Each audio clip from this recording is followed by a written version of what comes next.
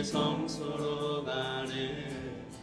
영광스러운 이곳에 우리 기쁘게 왔네. 거룩한 보좌 앞에서 따뜻함을 느끼네. 우리 마음 경배하며 찬양의 제사 드리네. 찬양의 제사 드리며 성소로 들어갑니다.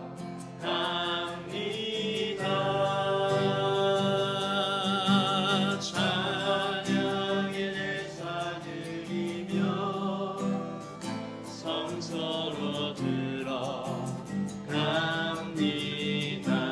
주의 말씀 주시고 주의 말씀 주시고 우리 감사드리네. 주의 날개 그늘미리 우리 피난처 되네. 주의 길을 따르며 모든 상황 속에서도 찬양의 제사 드리네. 찬양의 제사 드리며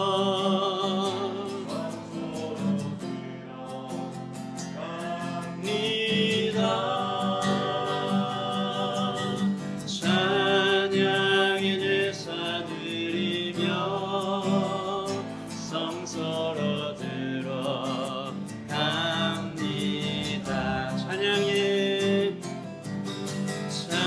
찬양의 제사 드리며 성소로 들어갑니다.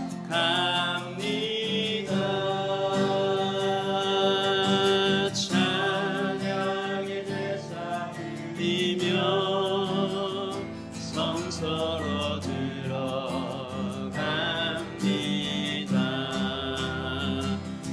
우리 모두 주님께 제사를 드리세. 우리 모두 주님께 기쁨의 제사들. 우리 모두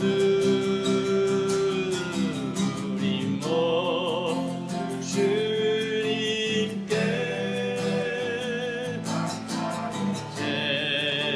제사를 드리네. 우리 모두 주님께 기쁨의 제사 드리네. 아멘.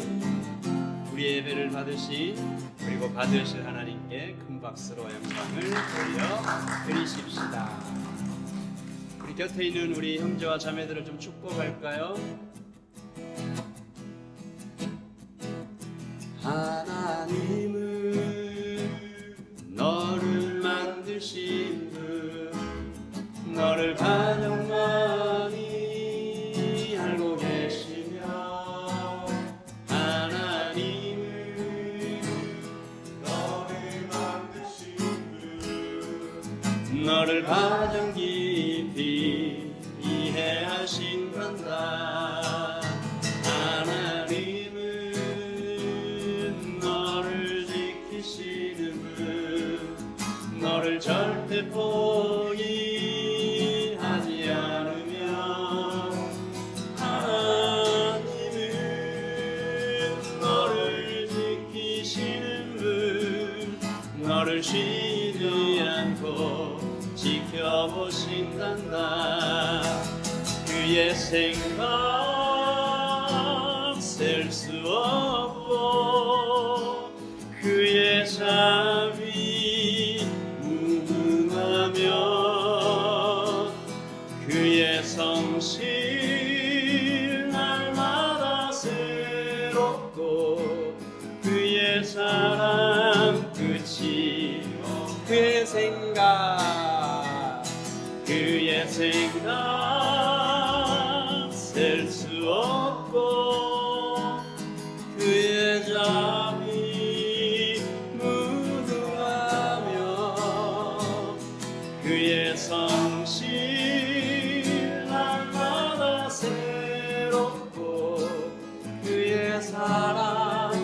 끝이 없단다. 우리 곁에 있는 지체들 좀 축복하십시다. 잘 오셨습니다. 하나님의 딸이십니다. 하나님의 아들이십니다. 하나님 기뻐하십니다. 한 주 살아내느라 수고하셨습니다. 하나님은 너를 원하시는 이 세상 그 무엇 그 누구보다 하나님은 너를 원하시는 분 너와 같이 있고 싶어하신다. 하나님은 너를 인도하는 분 광야에서도 폭풍 중에도 하나님은 너를 인도하는 분 푸른 초장으로 인도하신단다. 그의 생각 셀 수 없고 그의 자비 무궁하며 그의 성실 날마다 새롭고 그의 사랑 우리 온유 축복합시다. 그의 생각 셀 수 없고 그의 자비 무궁하며 그의 성실 날마다 새롭고 그의 사랑 끝이 없단다. 그의 사랑 끝이 없단다. 그의 사랑 끝이 없단다. 우리 하나님께 곁에 있는 지체들에게 박수로 축복합시다. 잘 오셨어요. 우리 자리에 앉아서 계속 찬양할까요?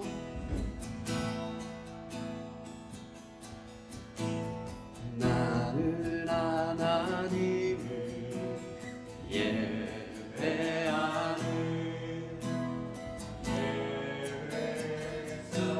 예배자입니다. 내가 서 있는 곳 어디서나 하나님을 예배합니다. 내 영혼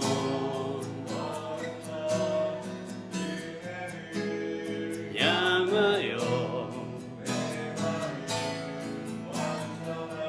하나님 향하여 이곳에서 바로 이 시간 하나님을 예배합니다.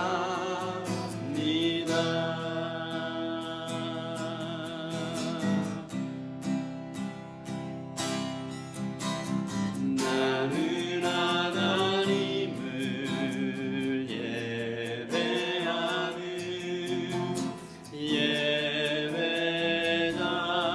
예배자입니다. 내가 서 있는 곳 어디서나 하나님을 예배합니다.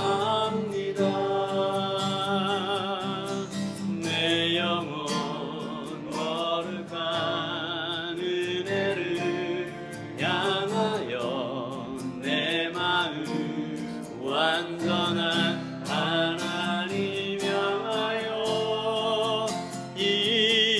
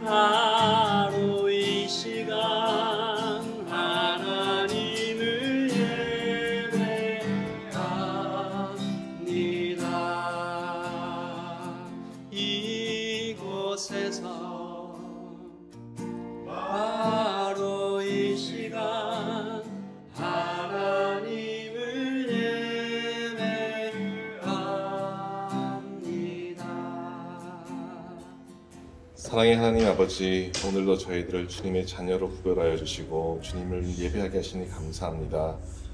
주님, 오늘 부족한 저희가 주님을 만나기 위해 이 자리에 나왔습니다. 저의 입을 열어 주님을 찬양하게 하시고 귀를 열어 주님의 말씀을 듣길 원합니다. 저의 찬양과 예배를 주님께서 기뻐 받아주시길 소원합니다. 이 시간 예배 가운데 온전한 회개의 역사가 나타나 주님 앞에 우리 안에 있는 모든 죄를 고백하게 하시고 주님의 보혈로 우리 죄를 사하여 주시어 우리를 깨끗해 하여 주시길 기도합니다. 주님, 현재 이 자리에 육적으로, 심적으로, 그리고 영적으로 아파하고 힘들어하는 지체들이 있습니다. 주님, 저희는 너무나 작고 약해서 스스로 아무것도 해결할 수 없음을 고백합니다. 주님만이 저의 유일한 치료자임을 고백합니다. 주님, 치유의 손으로 각 지체 한 사람 한 사람 아픈 곳, 상한 곳, 지친 곳을 치유하여 주실 것을 믿습니다. 주님, 라이트 처치를 위해 기도합니다. 우리 교회가 아직은 많이 부족하고 작지만 주님과의 교제가 끊이지 않게 하시고 생명의 빛 되신 주님을 전하는 복음의 통로로 사용하게 하여 주시기를 기도합니다. 그리고 11월 마지막 주일에 있을 오픈처치와의 연합 예배를 위해 기도드립니다. 이 연합 예배가 주님이 보시기에 기쁜 예배가 되게 하시고 두 교회 모든 성도가 은혜 받고 위로받는 예배가 되게 하여 주시길 기도합니다. 주님, 이 귀한 은혜의 시간의 하나님의 말씀을 대언하시는 박성호 목사님을 위해 기도합니다. 하나님의 귀한 말씀이 선포될 때 성령님의 인죄로 은혜와 축복이 넘치고 우리의 심령을 충만케 하여 주시길 간절히 바랍니다. 아멘. 주님, 이 예배의 시작과 끝을 저희와 함께 해주실 것을 믿사하며 이 모든 말씀 우리 주 예수님 이름으로 기도드립니다. 아멘. 우리 첫 번째 같이 읽어보겠습니다. 시작. 말씀이 사라진 말씀의 나라. 이스라엘 역사 가운데 굉장히 믿기 어려운 한때를 이야기합니다. 성경이 사라진 때가 있었습니다. 신기하죠? 다른 나라도 아니고 이상하죠? 하나님의 나라, 말씀의 나라, 언약 백성 이스라엘의 성경이 사라진 기간이 있었습니다. 오늘 우리가 읽은 말씀 14절 시작. 무리가 여호와의 전에 헌금한 돈을 꺼낼 때에 제사장 힐기야가 모세가 전한 여호와의 율법책을 발견했다. 여러분 말씀 한번 묵상하셨을 테니까 이 급박한 어떤 느낌을 아실 거예요. 제사장이 발견하고 서기관에게, 서기관이 또 왕에게 급하게 전달하는 과정인데 놀란 거예요. 왜요? 없어졌다가 다시 발견됐기 때문에. 그 이유는 므낫세라는 악한 왕 때문입니다. 절 따라서 하실까요? 므낫세. 악한 왕입니다. 누구 아들이죠? 희한하게도 히스기야의 아들입니다. 히스기야는 기도하는 왕, 믿음의 왕. 우리 지난주에 살펴봤듯이 아수르의 왕 산헤립이 예루살렘을 포위했을 때 이렇게 했던 왕. 시작. 이러므로 히스기야 왕이 하늘을 향하여 부르짖어 기도하였더니 여호와께서 한 천사를 보내어 아수르 왕의 진영에서 모든 큰 용사와 대장과 지휘관들을 멸하신지라. 멈추고 부르짖고 그리고 또 맡겼던 그런 왕이죠. 이 사건이 대략 BC 701년이었는데 그 이후로 15년 후에 므낫세가 왕이 되고 나서 이 이스라엘의 성경이 사라졌다. 그러니까 여러분 기간이 15년밖에 안 지났어요. 15년밖에 안 되는 기간에 이런 기적을 맛보았던 이스라엘 백성들이 이 성경을 떠났다. 성경이 사라졌다. 성경을 읽지 않게 되었다. 성경이 이스라엘의 중심에서 완전히 사라져 버렸다. 굉장히 이상하죠. 그것은 므낫세 왕이 오늘 설교의 제목처럼 성경을 아주 위험한 책이라고 규정했기 때문입니다. 같이 읽어보죠. 시작. 성경 가장 위험한 책. 왜? 이 므낫세 왕은 성경을 위험한 책이라고 믿고 행동했을까? 대략 세 가지 이유가 있는데 첫 번째는 정치와 외교 때문입니다. 창세기에 보면 너는 나 외에는 다른 신을 내게 잊지 말라라고 분명하게 하나님께서 말씀하시는데 므낫세 왕은 뭘 하고 싶은가 하면 아수르 왕과 손잡고 싶은 거예요. 아수르는 어떤 나라인가 하면 신을 많이 믿는 나라, 다신론이죠. 그러니까 성경이 있으면 아수르 왕과 손을 잡을 수 없어요. 두 번째, 통치와 권력. 그러니까 이제 아수르 왕과 손을 잡고 그 다신교, 많은 신들을 이스라엘에 데려오려고 하니까 누가 걸려요? 선지자들이 계속 말합니다. 왕이요. 그렇게 하면 안 됩니다. 왜? 성경에 이렇게 기록되어 있기 때문에. 성경은 왕보다 높은 권위를 가지고 있는 것이 이스라엘이죠. 그래서 자기 그 권력이 자꾸 낮아지는 거예요. 위험하다. 세 번째, 자기 입맛대로 나라를 좀 이렇게 운영하고 싶은데 야망도 좀, 쾌락도 좀. 근데 성경이 그러지 마라. 가증한 일이다. 죄 짓고 싶은데 자꾸 걸리적거리는 거예요. 그래서 그는 철저하게 성경을 이스라엘에서 지워버리자, 파괴하자, 말씀을 입에 올리는 자들을 다 죽이자. 선지자들이 엄청 죽습니다. 그리고 그 성경은 이렇게 성경이 다 사라져버린, 말씀이 사라져버린 이스라엘에 대해서 그 어떤 일이 이스라엘에 일어났는지 한번 읽어보시면 깜짝 놀라요. 시작. 여호와의 전 두 마당에 하늘에 1월 성신을 위하여 제단들을 쌓고 흰놈의 아들 골짜기에서 그의 아들들을 불 가운데로 지나가게 하뇨. 이렇게 써놓으니까 뭔가 뭐 별일 아닌 것 같은데 잘 보세요. 성전에 우상의 신전을 세운 거예요. 우산의 제단을 세운 거예요. 뭐 말도 안 되는 일이죠. 그리고 그의 아들들, 누구 아들? 므낫세의 아들을 불에 태워서 제사를 지낸 겁니다. 나라가 이렇게 된 거예요. 자기 아들을 태워서 제사를 지낸다. 여러분, 이 므낫세 때의 이 사건을 보니까 하나님께서 내 말씀, 이 설교를 준비하면서 하나님 이 역사가, 이 성경이 우리에게 이런 얘기를 해준다. 우리 아버지들 저를 한번 따라서 하십시다. 아버지의 신앙이 아들에게 자동적으로 전해지지 않는다. 히스기야 왕 보세요. 자동적으로 전해지지 않아요. 그리고 두 번째, 우리 다 같이 따라. 눈으로 기적을 봤다고 믿음이 생기지 않는다.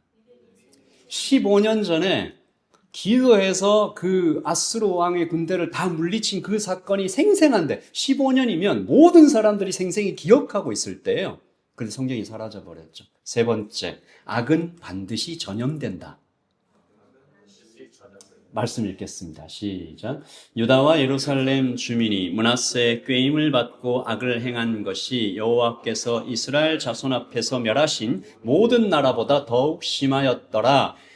이방 나라들보다 더 많은 악을 행하는 나라가 되었다. 이 타락의 중심에 성경 파괴, 성경 실종이 있었습니다. 그래서 우리는 이렇게 말할 수 있습니다. 다 같이 시작. 말씀이 나를 찢지 않으면 세상이 나를 찢는다. 말씀이 나를 찢는다고 할 때 이 칼은 외과 의사가 환자를 수술하는 것과 같습니다. 고통스럽지만 죽이려고 찢는 게 아니고 살리려고 찢는 것인데, 그래서 히스기야는 하나님 앞에서 자신을 찢을 수 있도록 엎드렸지만 므낫세는 저 말씀이 나를 찢을 것 같네. 내가 먼저 찢어버리자. 그래서 없애버린 거죠. 그렇게 이스라엘에 약 70년의 성경 없는 암흑기가 시작됩니다. 몇 년? 70년 동안. 그 70년 동안 이스라엘의 성경이 사라져버린 정말 이상한 나라, 어떤 시기가 있었어요. 그리고 오늘 우리가 읽은 사건이 일어나는 거죠. 세 번째, 시작. 다시 열린 가장 위험한 책, 기적이 일어나는 겁니다. 므낫세가 죽었어요. 그의 손자 요시야가 왕이 됐어요. 성전이 완전히 망가졌으니까 그 안에 막 우상 신전 있고 하니까 성전을 다시 수리하자. 그렇게 수리를 하다가 오늘 읽은 것처럼 말씀 다시 볼까요?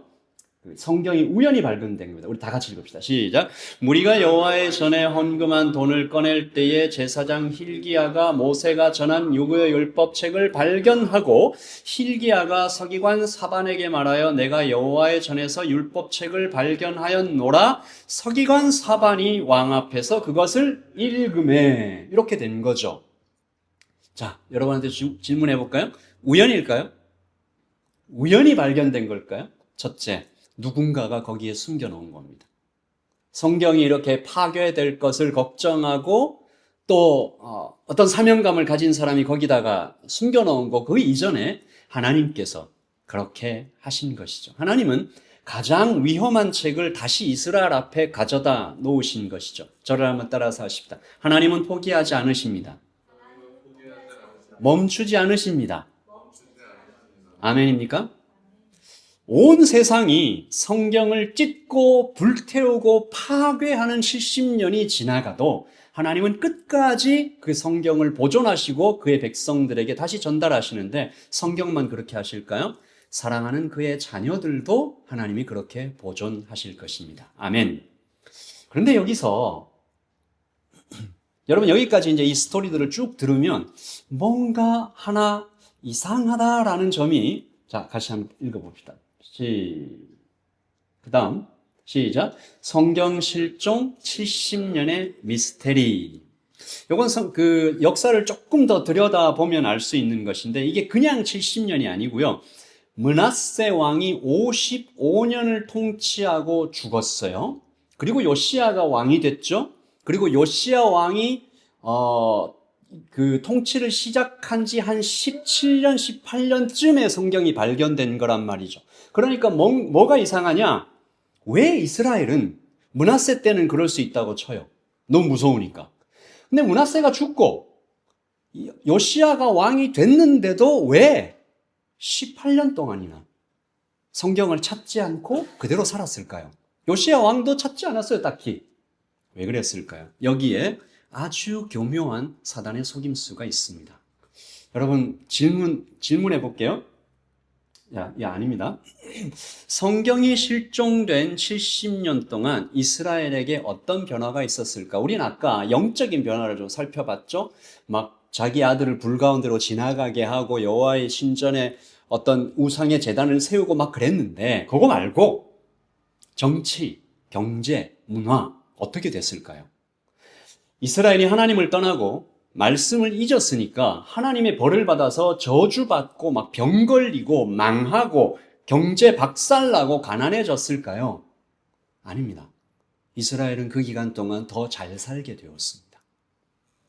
므낫세가 아수르의 손을 잡으니까 이제 엄청난 강대국과 이렇게 화친을 맺은 거잖아요. 그러니까 전쟁이 끝납니다. 아무도 이제 이스라엘을 침략을 안 해요. 아수르 거니까. 그래서 평화가 찾아오고 아수르라는 큰 시장이 생기니까 눈에 띄는 경제 성장이 찾아오는데 당시 예루살렘 인구가 4배나 많아지고 아수르의 저장 기술이 들어오니까 올리브와 포도주 수출이 급격하게 늘어났다라고 역사는 기록하고 있는 것이죠. 제가 한번 상상을 해봤어요. 아마도 이 이스라엘 백성들이 처음에는 좀 떨었을 것 같아요. 우리가 여호와 이 성전 안에 저렇게 우상 제단을 막 세우고 아들을 불에 태워서 막 제사 지내고 하나님 말씀을 다 그렇게 불태워버리고 없애버리고 하면 이제 우리 하나님이 이렇게 떠났는데 이 하늘에서 불 내려서 다 죽는 거 아니냐라고 좀 떨지 않았을까? 그런데 희한하게도 즉각적인 심판이 오지 않아요. 오히려 삶이 더 나아지는 것처럼 여겨져요. 먹고 사는 것이 옛날보다 좀 안정돼요. 아수르 제국의 화려한 문화가 막 들어오니까 콘서트 열리고 예술 작품들, 뛰어난 건축들 막 활발하게 이루어져요. 그러니까 죄를 짓는 것에 대하여 특별한 경각심이 사라지고 저를 따라서 하십시다. 성경 없음에 익숙해졌어요. 스바냐 선지자가 우리 아까 봤던 말씀이죠. 자, 이제 읽어봅시다. 스바냐 선지자가 그때의 이스라엘 백성들이 어떤 말을 했는지 이렇게 기록하고 있는데 시작. 그때 나 여호와가 등불을 들고 예루살렘을 뒤지겠다. 찌꺼기 같은 인생에 괴로워하지 않고 여호와는 아무 일도 하시지 않는다. 도와주시지도 않고 심판하시지도 않는다라고 마음속으로 생각하는 사람들을 벌하겠다. 제가 이렇게 두껍게 해놓은 글씨요. 여호와는 아무 일도 하시지 않는다. 도와주시지도 않고 심판하시지도 않는다. 라고 생각하는 사람들로 이스라엘이 가득 차고 있었습니다. 혹시 오늘 예배 드리는 여러분들 중에도 하나님이 나하고 좀 먼 것 같다. 하나님은 이 세상에 크게 관심이 없는 것 같다. 하나님을 떠나도 아무 일도 생기지 않는다. 심지어 조금 더 나가면 하나님 떠났더니 살림살이가 좋아졌다. 여러분, 이 생각들 우리 안에서 이렇게 막 생겨나고 또 이 사람들이 그냥 한 생각 같지만 여러분 이거 어디서 많이 들어본 생각입니다. 하나님 떠나도 괜찮네. 아니, 떠나면 더 좋아지네. 어디서 처음 시작했죠? 에덴입니다. 에덴. 누가 했죠? 뱀입니다. 뱀. 뱀이 와가지고 하와한테 선악과 따먹어도 괜찮아. 안 죽어. 그리고 한 발짝 더 나가서 선악을 알게 하는 지혜가 생길 거야. 라고 속였죠. 여러분 질문해 볼게요. 므낫세의 이스라엘은 경제가 좋아지고 전쟁이 그치고 뭐 이렇게 화려한 건축물들 막 들어오고 좋아진 것일까? 하와는 더 지혜로워지고 더 나은 사람이 된 것일까? 아니죠. 우리 다 같이 한번 읽어볼까요? 시작. 말씀이 나를 찢지 않으면 세상이 나를 찢는다. 므낫세의 이스라엘은 찢어지고 있었습니다. 하와도 그의 존재가 찢어지고 있었어요. 뭐가 찢어졌죠? 창세기에서 죄를 짓자마자 그 사이 좋았던 아담과 하와 사이가 찢어지죠. 아담이 뭐라 그래요? 당신이 내게 준 그 여자가 나에게 줘서. 하나님과 아담과 하와 사이도 찢어져요. 이스라엘도 겉으로는 막 잘 먹고 잘 사는 것처럼 보이는데 사실은 제국의 칼에 의해서 찢어지는 거죠. 제가 성경을 준비하면서 이런 질문이 하나 생겼습니다. 그 다음 시작. 누구를 위한 발전인가? 제가 설교를 준비하면서 이 므낫세 때와 거의 흡사하게 겹치는 역사의 한 어떤 때가 떠올랐습니다. 일제강점기 36년. 그 어떤 사람들이 그 36년을 두고 뭐라고 얘기해요? 일본이 한국에 와서 한국을 근대화, 산업화, 발전시켰고 그 덕분에 잘 살게 됐다. 일본 때문에 철도, 항만, 도로, 재련소, 공장 등 어떤 인프라가 눈에 띄게 늘어났다. 도시 인구가 늘어나고 한글을 옛날에는 다 못 읽었는데 읽는 사람이 많아지고 국가 총생산이 늘어났다라고 말하죠. 여러분 정말 그럴까요? 므낫세 때와 일제강점기와 그리고 오늘 우리를 연결하는 어떤 하나의 테마가 있다고 저는 믿습니다. 그 므낫세 때와 일제강점기와 지금 우리 이 성도들, 교회 그리고 우리 자신의 영혼을 이어주는 이 세 가지를 하나를 이어주는 하나의 어떤 테마가 있다라고 생각합니다. 누구를 위한 발전인가? 저는 이것은 어떤 의미에서는 국가적인 규모의 가스라이팅이라고 생각합니다. 영적인 가스라이팅이죠. 여러분 므낫세 때에 국가 총생산이 늘어났어요. 막 경제가 활발해졌어요. 누가 잘 살게 됐을까요? 극소수의 상류층과 귀족들. 대부분의 국민들은 높은 세금과 노동으로 막 시달리면서도 잠깐의 어떤 그 스포츠, 어떤 잠깐의 조금의 보상으로 이게 속아 넘어가는 거죠. 일제강점기 때 철도, 항구, 공장이 왜 지어졌을까요? 조선의 것들을, 조선의 나무와 조선의 금과 이런 것들을 효과적으로 일본으로 실어 나르기 위해서가 아니었을까? 교육이 막 늘어난 게 왜 그랬을까요? 식민지에 충성된 노예들을 길러내야 되니까 한글도 가르쳐야 되고. 여러분 굉장히 교묘한 것이 므낫세 때와 일제강점기가 하나도 연결되지 않는 것 같은데 희한하게 므낫세 때 아수르 그 제국과 이 조선에 침략해 들어온 일제의 그 제국이 동시에 제국의 경책의 위협이라고 생각했던 것이 바로 성경이었습니다. 왜냐하면 성경에는 우상에게 절하지 말라, 약한 자를 돌아보라 등등 그런 이야기들이 가득 실려 있으니까 제국의 입장에서 이 성경은 너무도 위험한 책이어서 므낫세가 선지자들을 무수히 살해한 이유도 그것이었고 일제강점기 때 신사참배 뭔지 아시죠? 신사 참배를 거부한 교회들이 그토록 무수한 핍박을 받았던 것도 그 이유였고, 3.1운동 때 민족 33인 중에 대다수가 크리스찬인 이유도 바로 그것 때문이 아니었을까. 자, 이것이 지금 우리와 어떻게 연결이 될까요? 6번째. 시작. 말씀 홍수, 아니 말씀 실종. 지금 이 시대를 누군가 말씀의 홍수 시대라고 부르더라고요.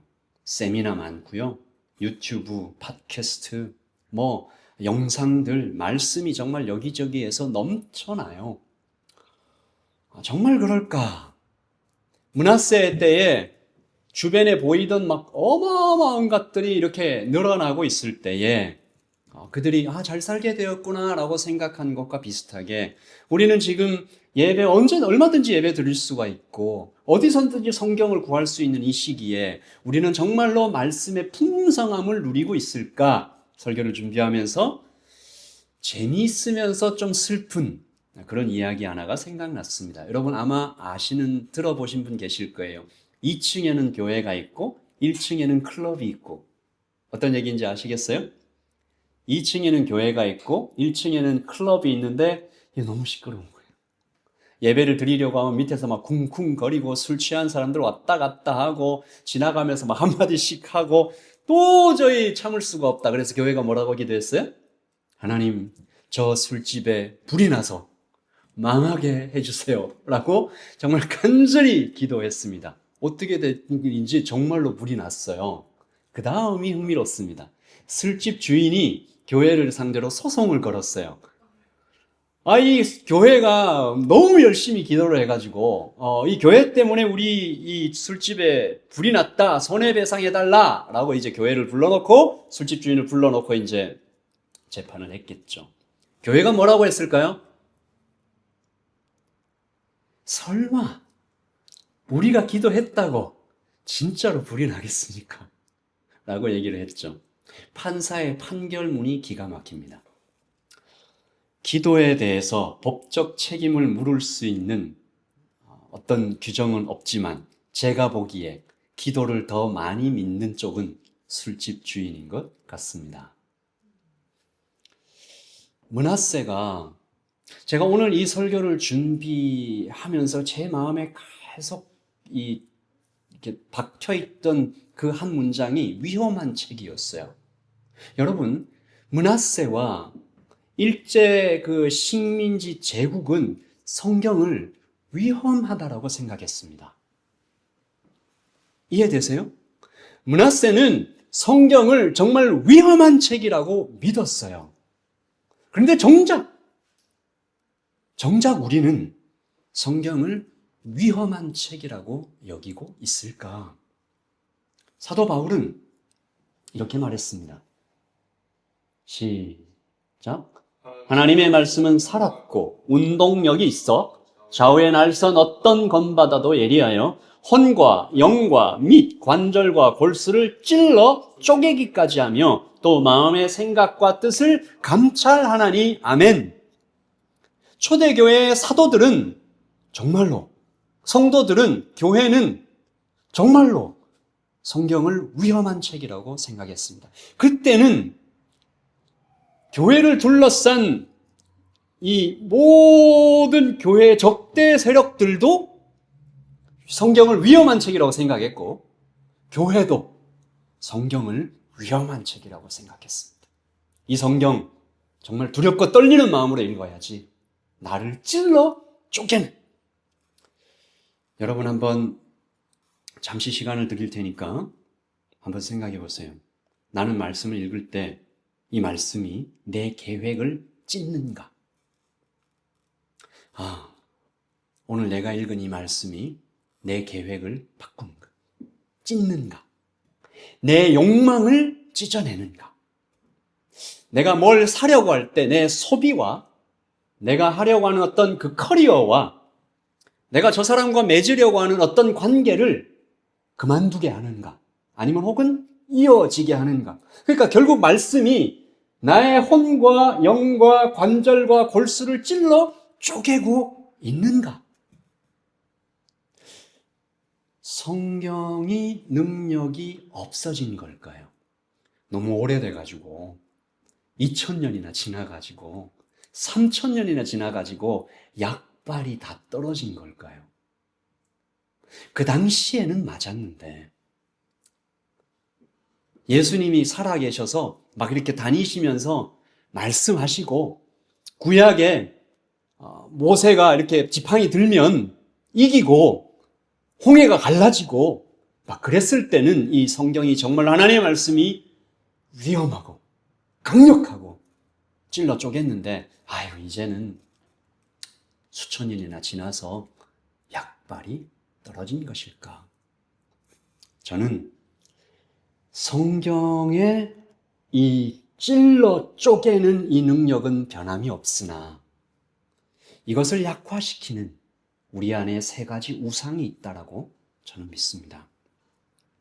우리 함께 우리 안에 있는 이 세 가지 우상, 성경의 능력을, 말씀의 능력을 약화시키는 이 세 가지 우상을 좀 찾아보겠습니다. 같이 읽어볼까요?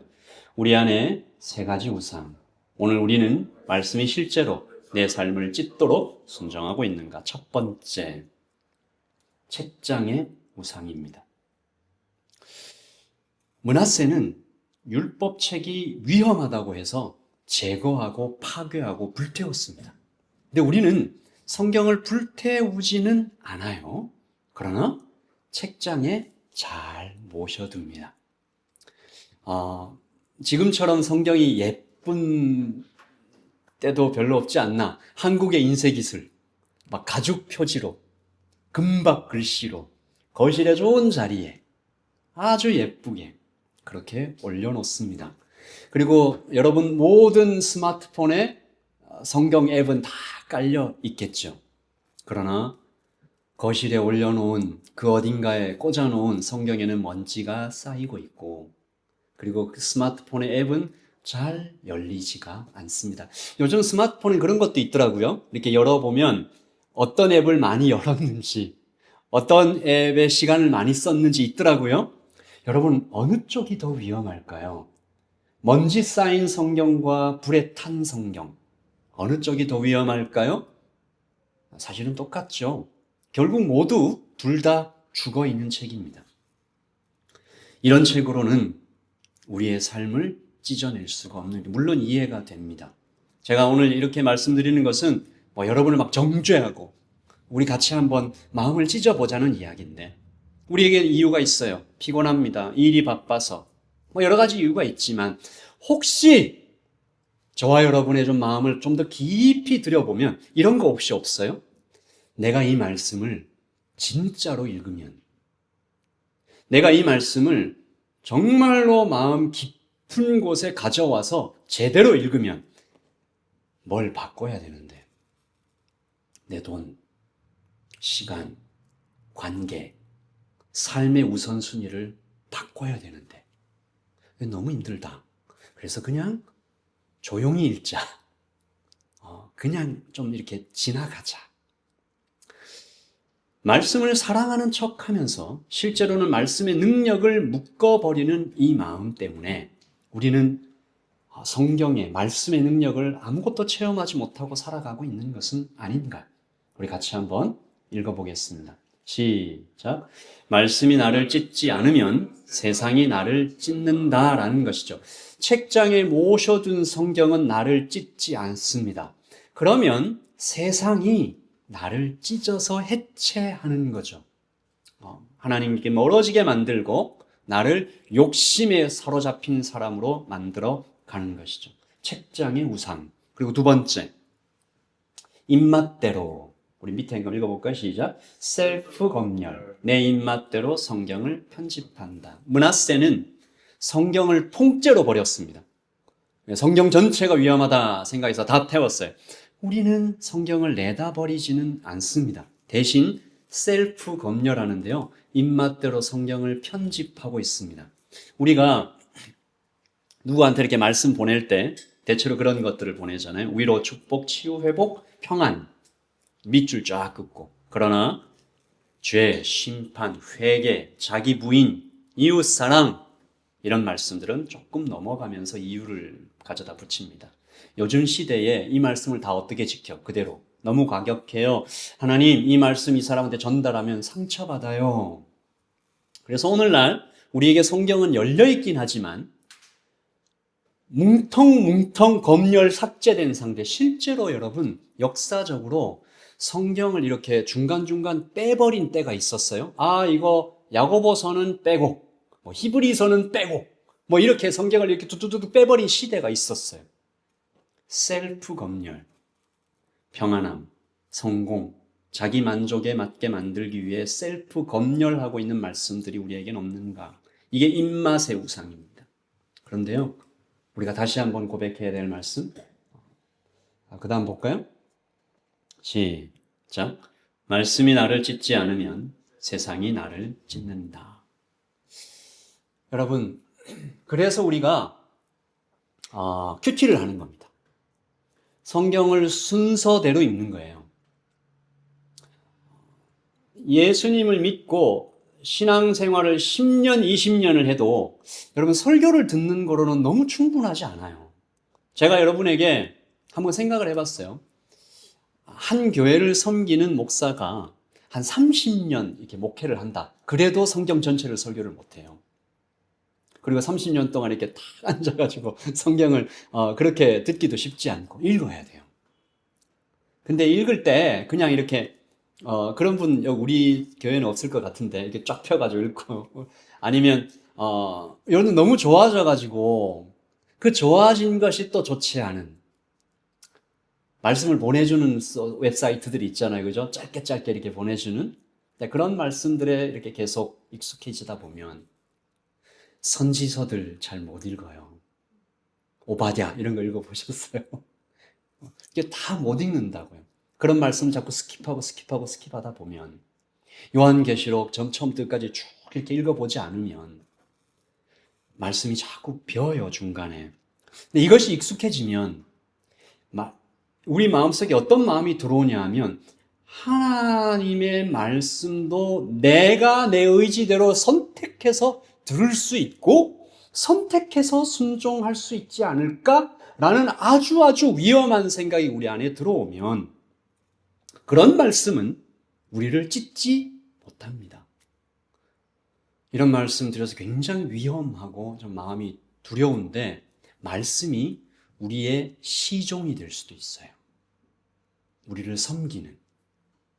내가 가고자 하는 어떤 욕망대로, 욕심대로 쭉 가는데 그걸 이렇게 서포트해주는. 말씀이 나를 찢지 않으면 세상이 나를 찢어버리는 거죠. 그러면 우리는 급변하는 이 시대의 사상과 미디어와 여론들의 중심을 지킬 수가 없어요. 내가 중심을 지킬 수 없는 것은 그렇다 쳐요. 그것도 위험하지만 더 위험한 것은 여러분의 자녀들의 질문에 대답할 수 없어요. 사단의 마음대로 우리가 만들어져 간다고요. 사단이 이렇게 막 빚어가는 것처럼. 마지막 세 번째. 시작. 지식의 우상. 사실은 이 지식의 우상은 저 자신을 향하여 좀 이렇게 찾아낸 하나님께서 좀 마음 주신 그것입니다. 여러분 요시야가 율법책이 발견됐어요. 읽었어요. 읽고 나서 이게 기적이잖아요. 70년 동안 없어졌던 성경이 발견돼서 요시야 하나님 사랑하는 왕이거든요. 그 반응이 어땠어요? 와, 성경 발견했다. 축제다. 잔치하자. 하지 않고 말씀 읽어볼까요? 시작. 왕이 율법의 말씀을 듣자 곧 옷을 찢으니라. 잔치하지 않았다고요. 기뻐 막 신난다. 이렇게 안 했다고요. 이 말씀 너무 좋아. 그래, 이 말씀 나를 감동시켰어. 이 말씀 나한테 좀 이렇게 찔림을 주시네. 너무 감사합니다. 이 정도로 끝내지 않았다고요. 참 좋은 말씀이다 라고 하지 않고 그는 존재를 찢었습니다. 그리고 그 말씀이 자신의 존재뿐만이 아니라 왕권, 정책, 나라의 방향 이런 것들을 다 해체할 수 있도록 자기를 완전히 맡겨드렸습니다. 제가 목사로서 말씀을 연구합니다. 여러분들도 이렇게 말씀을 읽으면서 이런 뜻이 있구나라고 연구를 하잖아요. 저는 그걸 더 많이 하겠죠. 논문, 강의, 세미나, 원어 분석, 문학 구조, 신학 논쟁, 해석사, 구속사, 적용 모델. 제가 지금까지 목사로 살아오면서 정말 세미나, 컨퍼런스 엄청 많이 듣고 이 모든 것이 귀하죠. 필요하죠. 그런데 때때로 이럴 때가 있습니다. 그 말씀을 깊이 연구해서 많이 깨달았다는 것으로 만족하고 끝내는 거예요. 그 말씀이 우리 교회와 우리의 삶과 우리의 지갑과 어떤 내 관계를 실제로 찢도록 맡겨드리지는, 저는 이 말씀을 보면 이 말씀의 이 헬라어, 히브리어, 이렇게 문학 구조 이렇게 파악이 돼요. 그리고 어떤 신학자들의 견해 차이도 조금 이렇게 연구하면 알게 돼요. 그리고 여러분들도 아마도 교회 10년 이상 다녔으면 오늘 우리가 이런 말씀으로 본문을 읽으면 대충 이런 설교가 나오겠다라고 예상이 되죠. 다 끄떡끄떡하고 있는데. 그렇죠. 하지만 정작 그 말씀이 우리에게 들릴 때, 이 말씀은 참 우리 집에 있는 그 친구가 들어야 하는데, 뭐라든지. 이 말씀은 참 좋아요. 다 맞는 말씀이죠. 그러나 순종하기 좀 그래요. 이게 이 지식의 우상입니다. 우리 안에 꽉 차 있는 어떤 지식들이 우리의 순종을 방해한다면, 사도 바울이 뭐라고 그랬어요? 모든 것을 버린다. 예수 그리스도를 아는 것에 방해되는 모든 것은 내가 똥처럼 버린다. 배설물처럼 여긴다. 내가 배웠던 지식, 내가 가졌던 어떤 경험, 지금 내가 만나는 이 성령님의 이 가르치심에 방해되면 나 다 버린다. 전도를 하다 보면요, 제일 어려운 사람이 그런 사람입니다. 저 옛날에 교회 다녔었어요. 지식은 있지만 그 지식이 오히려 회심을 방해하는 무시무시한. 다시 한번 읽읍시다. 시작. 말씀이 나를 찢지 않으면 세상이 나를 찢어버린다. 예수님 당시에도 똑같은 사람들이 있어서 예수님이 경고했습니다. 요한복음 5장 39절에서 40절 시작. 너희가 성경에서 영생을 얻는 줄 생각하고 성경을 연구하거니와 그 성경이 곧 내게 대하여 증언한 것이니라. 그러나 너희가 영생을 얻기 위하여 내게 오기는 원하지 않는다. 평생 성경 연구한 사람들이 예수님을 못 알아봤어요. 기가 막히죠.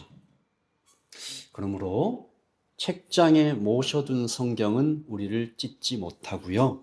입맛대로 편집돼 버린 성경은 우리에게 능력이 될 수 없고요. 연구만 해서 지식만 쌓여가지고는 그 성경이 그 말씀이 우리를 깨뜨리지 못합니다. 그러니까 제가 초기에 설교 시작하면서 여러분에게 그 말씀 드렸잖아요. 므낫세 때와 일제강점기와 지금 이때가 연결되는 그 어떤, 지금은 말씀 실종 시대일까요? 말씀의 홍수 시대일까요? 성경은 어쩌면 그때보다 지금이 더 모욕받고 있는 것은 아닐까요? 마지막 8번째 시작. 요시아의 순간 그리고 십자가. 우리 말씀 21절입니다.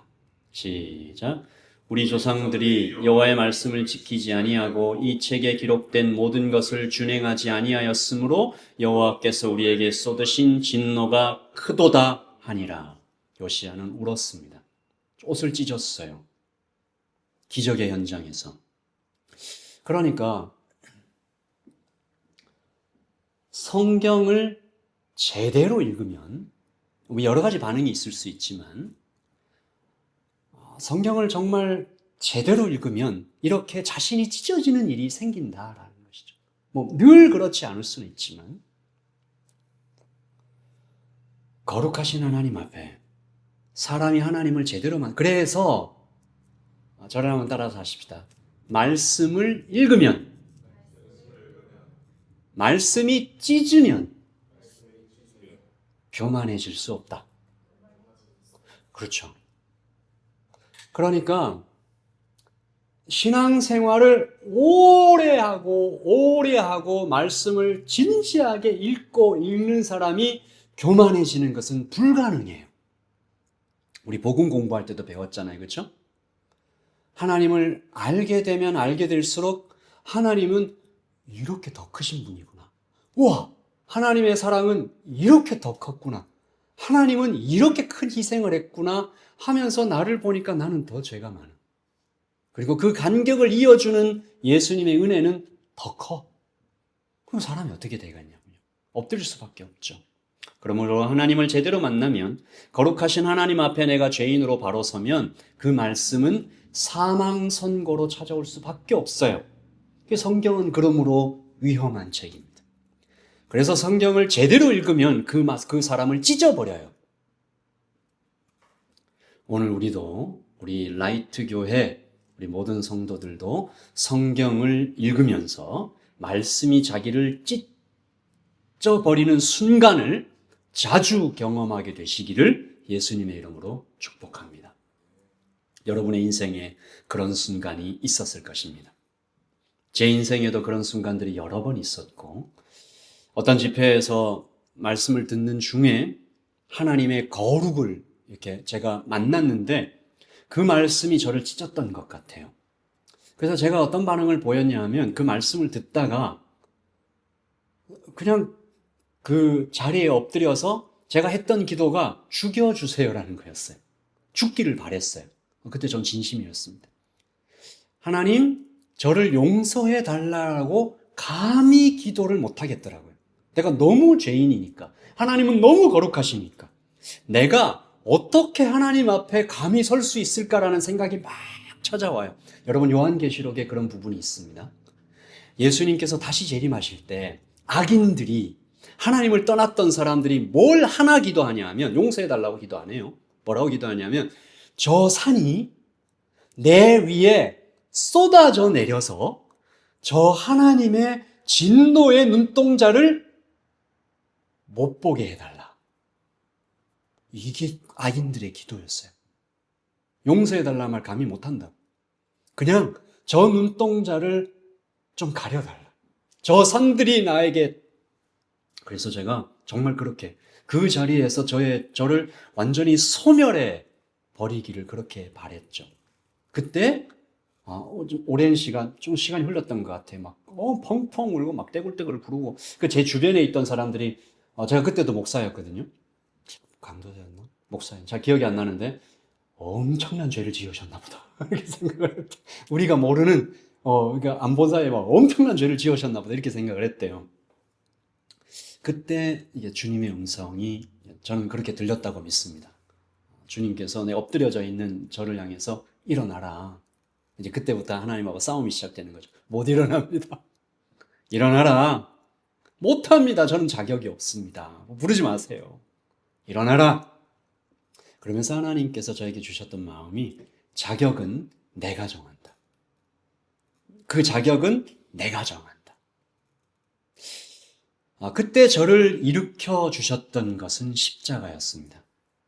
내가 죽어서 너를 살렸으니까 넌 죄송해요, 이런 말 써서 입 닫고 딴소리 하지 말고 너 순종해. 일어나. 너는 너를 향하여 자격이 없다는 말 그만하고 내가 죽어서 너를 살렸으니까 일어나.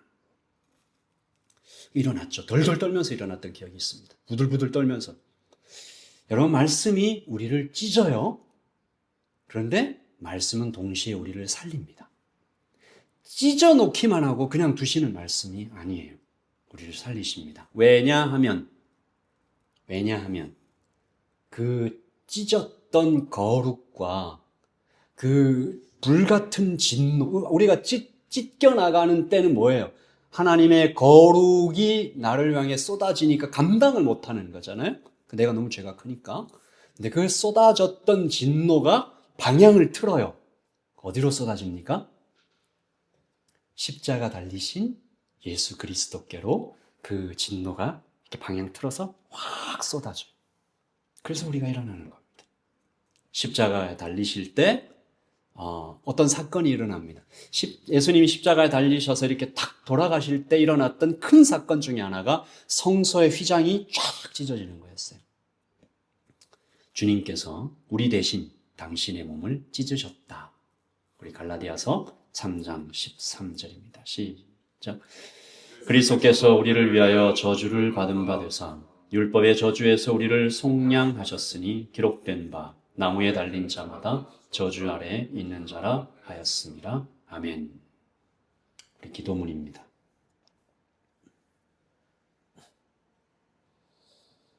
우리 기도를 한번 마음속으로 좀 먼저 읽어보시죠.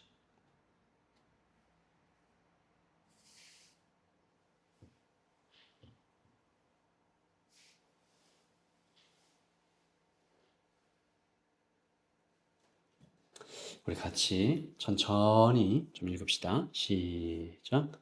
하나님, 성경을 책장에 봉인했던 저의 무관심을 회개합니다. 내 입맛에 맞는 말씀만 골라 읽었던 저의 교만을 회개합니다.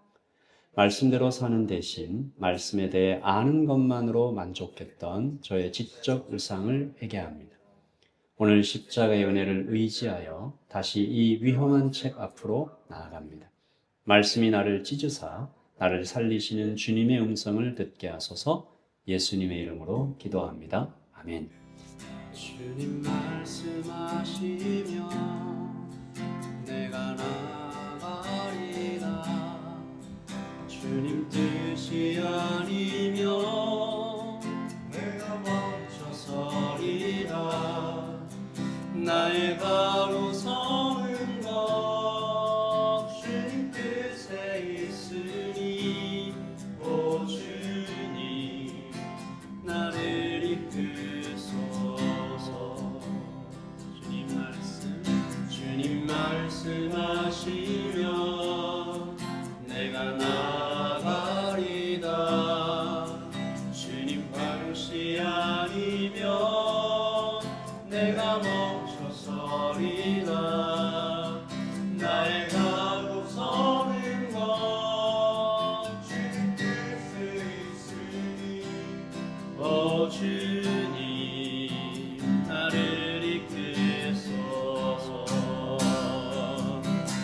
뜻하신 그곳에 나 있기 원합니다. 이끄시는 대로 순종하며 살리니 연약한 내 영혼 통하여 일하소서.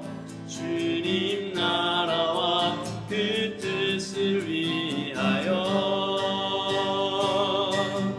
뜻하신 그곳에 나 있기 원합니다.